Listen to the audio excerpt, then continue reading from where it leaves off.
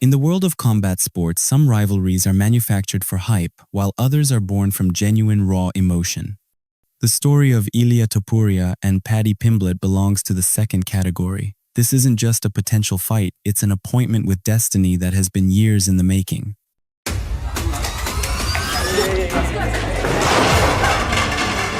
He laughed and he said, what did he say? He called me fat.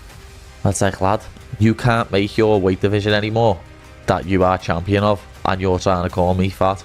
He's a midget, lad. He's tiny. He's smaller than Michael Chandler. You'll see what I do to Michael Chandler next Saturday night when I dismantle him, and it'll be a very similar game plan to beat Ilya. He's small, he walks forward, swinging shots.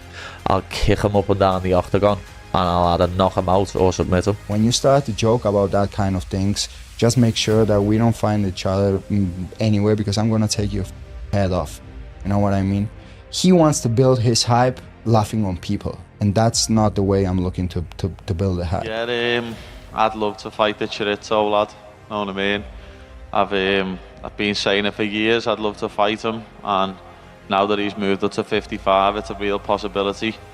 It looks like he's just sitting out waiting for Islam, but I personally think I should be the one to welcome him to the lightweight division. It's got a built-in storyline.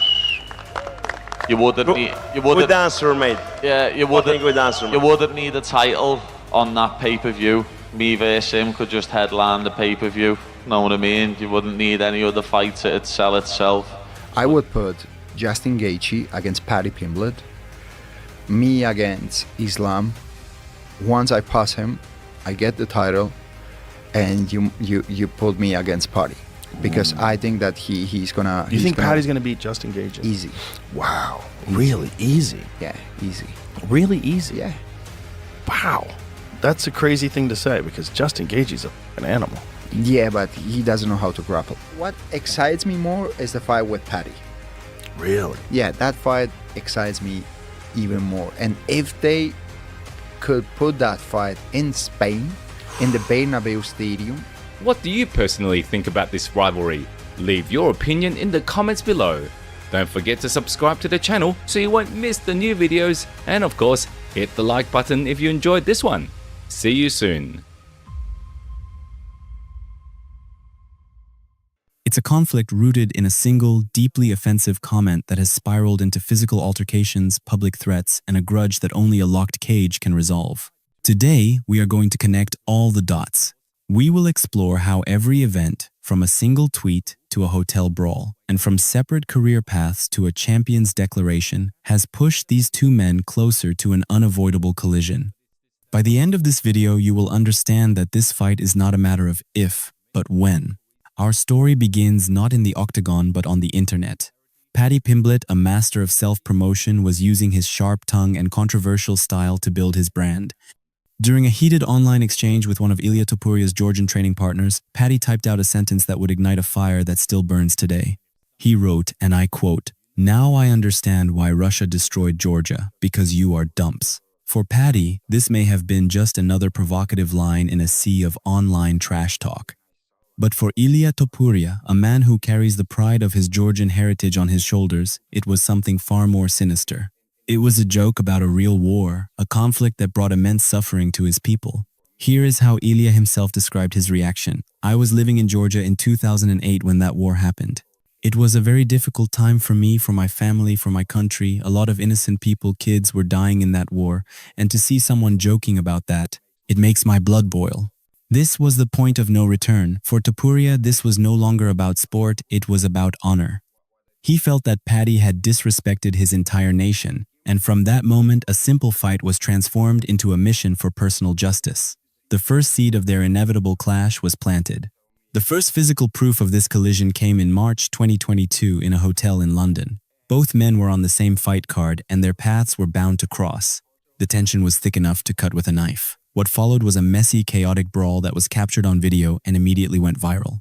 As with any good story, there are two sides. Paddy claimed Ilya and his team cornered him and that Ilya threw the first punch. Paddy, not wanting to injure his hand before his fight, retaliated by throwing a bottle of hand sanitizer at Ilya's head. He framed the incident with humor, mocking Topuria's height and aggression and turning the confrontation into content for his fans. Ilya's version is drastically different. He claims that Paddy had been sending him threatening messages, daring him to confront him in person. According to Ilya, when they met in the hotel, Paddy acted friendly, so Ilya threw the bottle first, feeling that Paddy was being a coward. Ilya asserts that he landed a clean punch in the chaos that followed. Regardless of whose story is more accurate, the hotel incident was a critical chapter. It proved that this rivalry was not just for the cameras, it was real, it was physical, and it was personal. The fight had spilled out of social media and into the real world. The collision course was now undeniable. After that explosive week in London, their careers took them in different directions, but the invisible thread connecting them remained. Topuria dropped back down to the featherweight division and began one of the most impressive runs in recent memory. With surgical precision, he dismantled every opponent in his path, climbing the rankings with a cold, focused intensity. His goal was singular, the championship.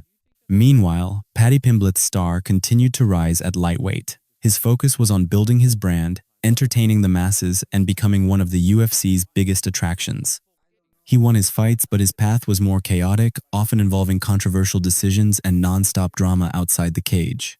It seemed as though they were moving further apart, but destiny had other plans. At UFC 282, they were once again placed on the same fight card. This time, their conflict played out on the main stage at the press conference.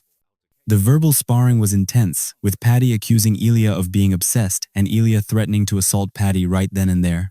That night, both men won again. However, Paddy's victory over Jared Gordon was widely disputed. Many viewers, and most importantly Ilya Topuria, believed he had clearly lost the fight.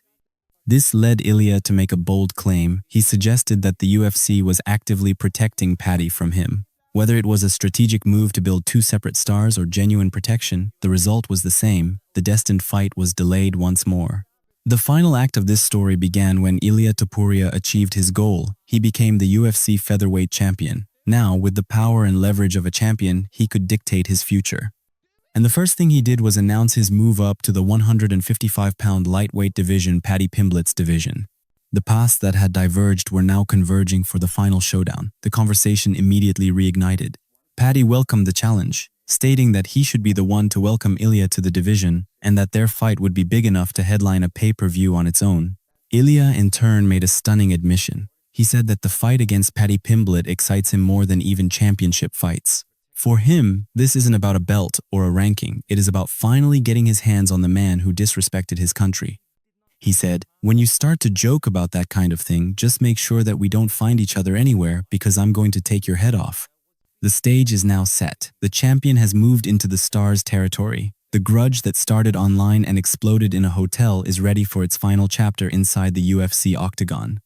This is more than just a fight between two skilled athletes. It's a clash of honor versus entertainment. It's a story of a deeply personal grudge against a carefree, provocative personality. Their collision is no longer a possibility. It is an appointment with destiny. The only question left is, who will be left standing when it is all over? Let me know your prediction in the comments below. Thank you for watching.